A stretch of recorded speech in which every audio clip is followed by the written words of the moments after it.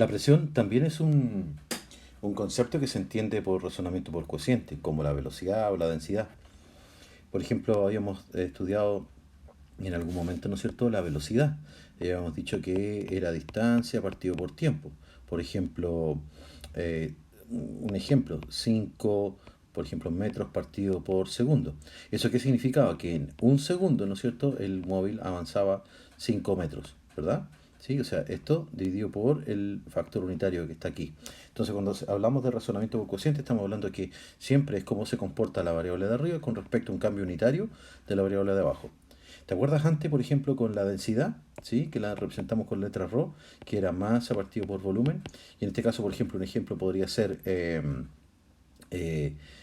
por ejemplo, la densidad del mercurio, por ejemplo, que es 13,3, creo que no, o 13, supongamos, 13 gramos partido por centímetro cúbico. Es decir, que un centímetro cúbico de mercurio pesa exactamente 13 y algo gramos, un poquito más de 13 gramos. O sea, cómo cambia lo de arriba con respecto al cambio unitario de abajo.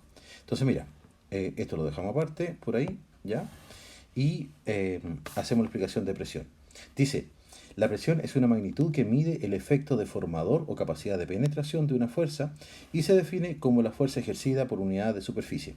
Entonces, fíjate, la presión es fuerza partido por superficie. Hay muchas personas que confunden la presión con la fuerza, ¿ya? Pero la presión es una fuerza aplicada sobre una superficie. Mira, fíjate, la presión es una fuerza aplicada sobre una superficie, ¿ya?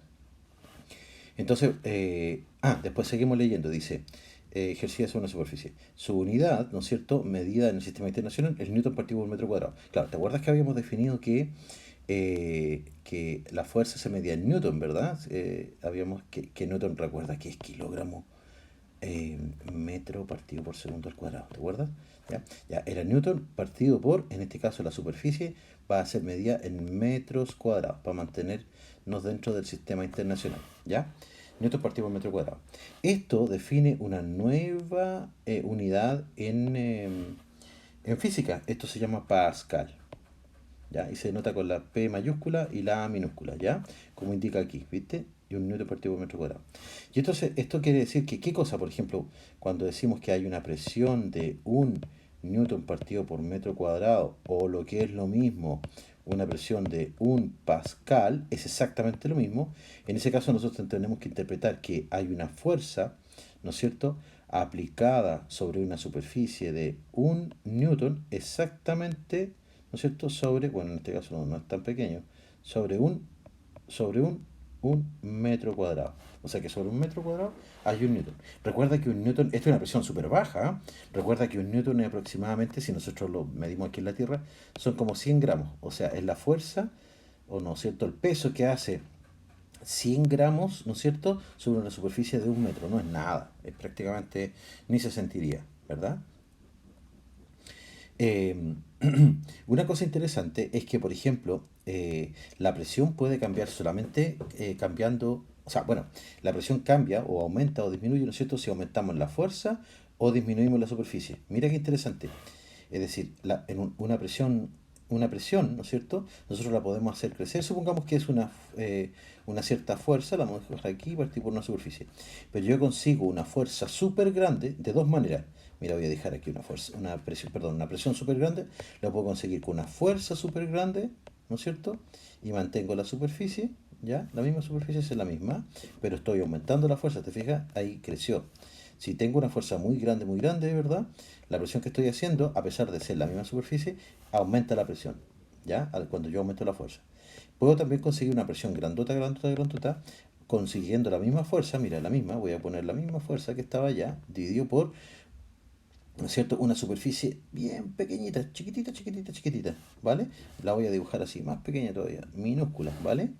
Vamos a borrar aquí, mira, y la voy a dibujar pequeñita, una superficie chiquitita, ¿vale? Si yo disminuyo mucho la presión, o sea, la superficie, ¿no es cierto?, la presión aumenta, aunque la fuerza sea la misma, ¿te fijas? Esa fuerza es la misma la que queda aquí, pero si yo disminuyo la superficie, se aumenta la presión.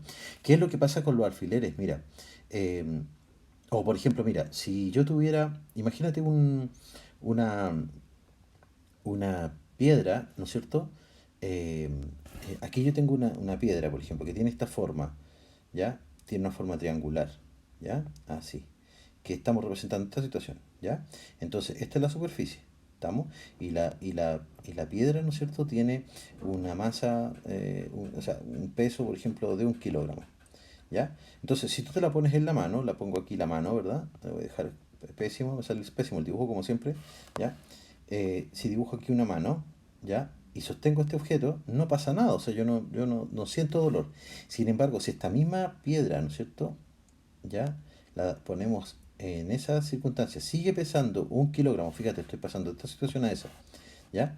Y me la pongo en la mano ahora, ¿no es cierto? Como ahora está por el lado de la superficie, y la superficie, esta misma fuerza se está aplicando, pero por una superficie mucho más pequeña, la presión aumenta. Digamos, esta presión ahora es grandota.